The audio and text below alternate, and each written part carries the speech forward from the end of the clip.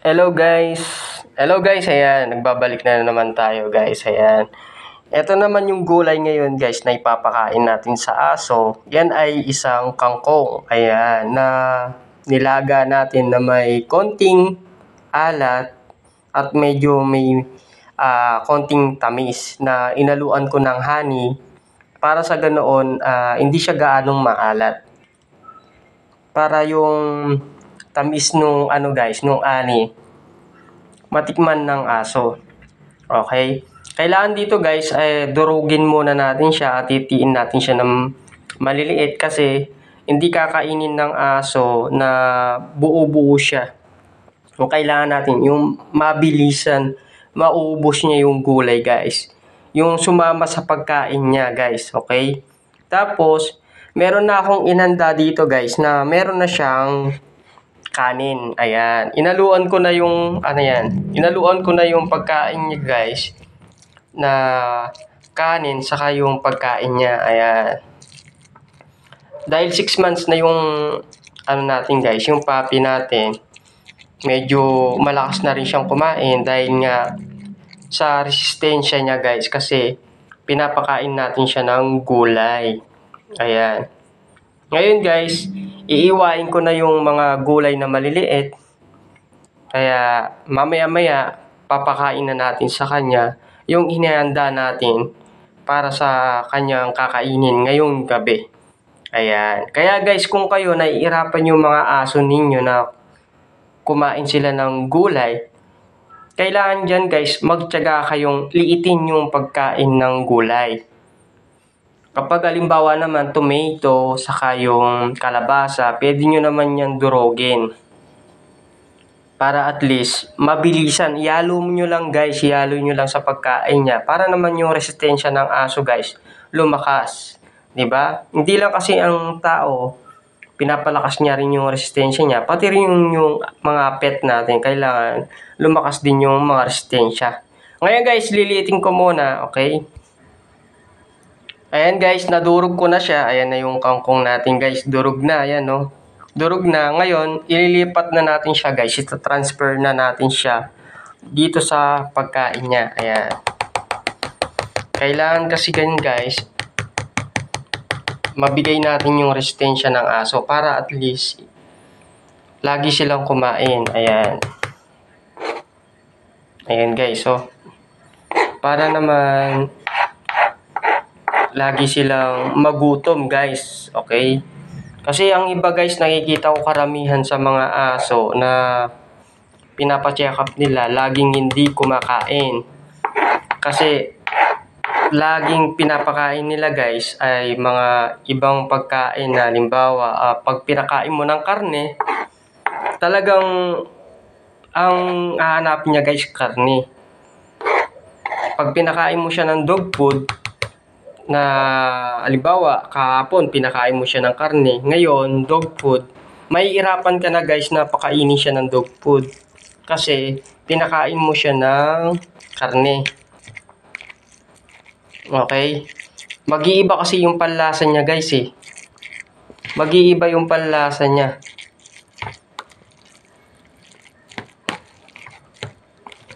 Hindi katulad nito guys, ayan no. Minimix natin siya, yung gulay. Ayan. Para yung resistensya niya, guys, nakaano pa rin. Diba? Para at least malusog siya, guys.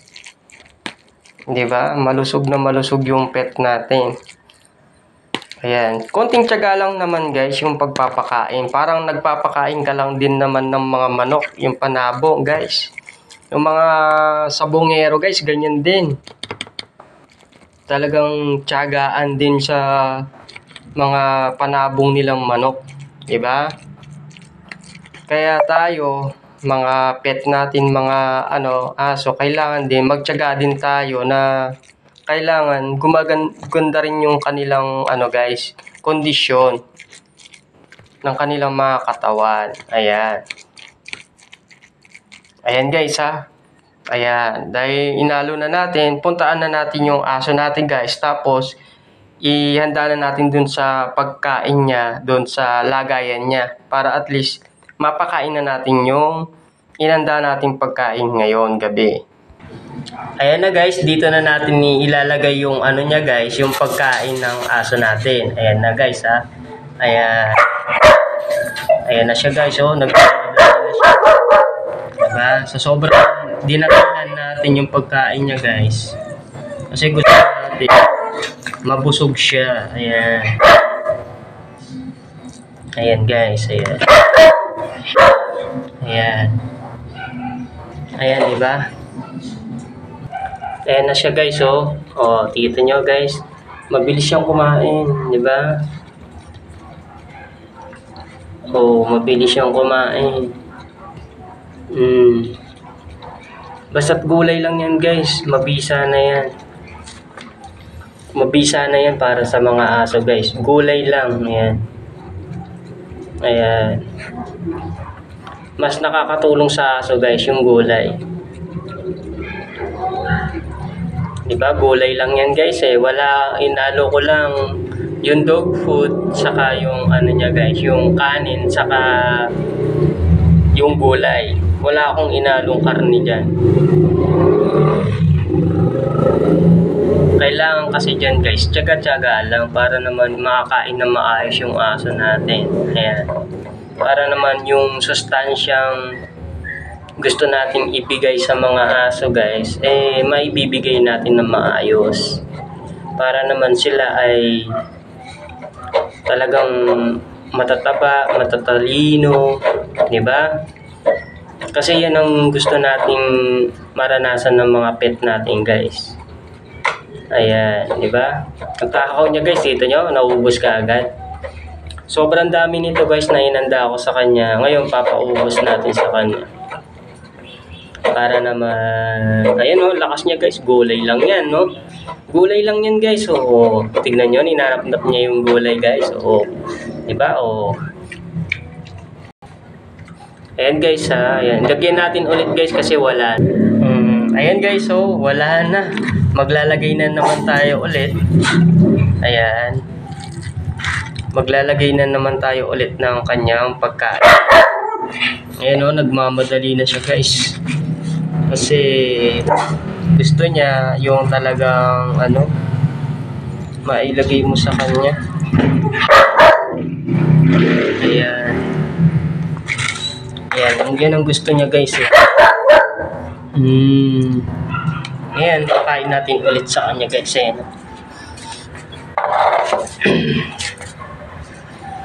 Ayan o, di ba? Lakas niya guys, malakas kumain.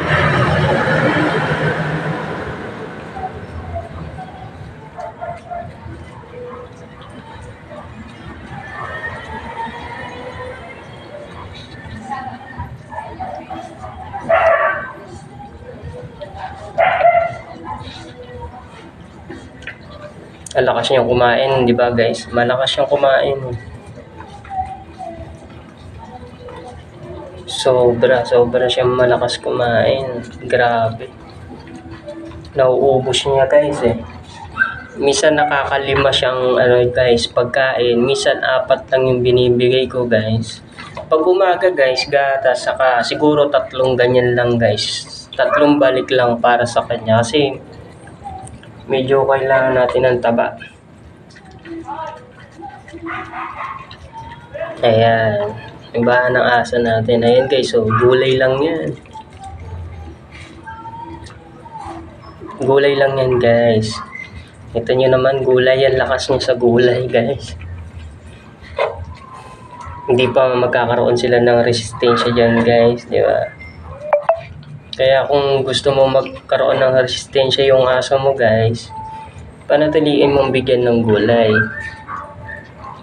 Tsaga-tsagaan lang yan guys, parang yung mga sabongero guys na nagtsatsaga sa mga panabong nilang manok. Kaya ganyan din naman sa ano guys, sa mga aso. Tsagaan lang guys, ayan. Tsagaan lang sa pagputol ng mga gulay sa mga nandito sa mga paligid-ligid para naman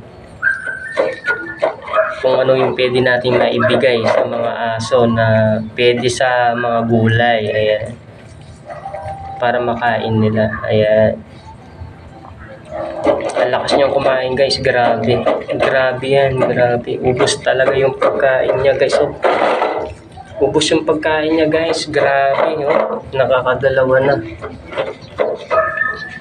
Dalawa na yan guys, dalawa. Dalawang pagkain na yan. Bigyan natin ulit guys. Bigyan natin siya. Ayan.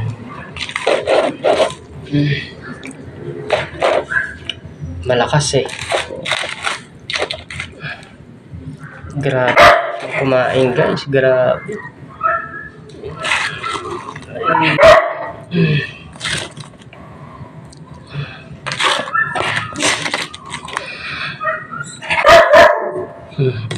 Bigay muna natin to guys. Ayan o, diba? Nakakatatlo siya guys eh, tatlo. Para malakas ang resistensya niya. Malakas ang resistensya niya guys, ang takaw niya, diba? Meron pa dun guys, marami pa. 5 yun, 5. Makakalima. 5 balik. Pero agad dito na lang tayo guys ha. Agad dito na lang tayo. Dapat magkaroon din ng resistensya yung mga aso ninyo.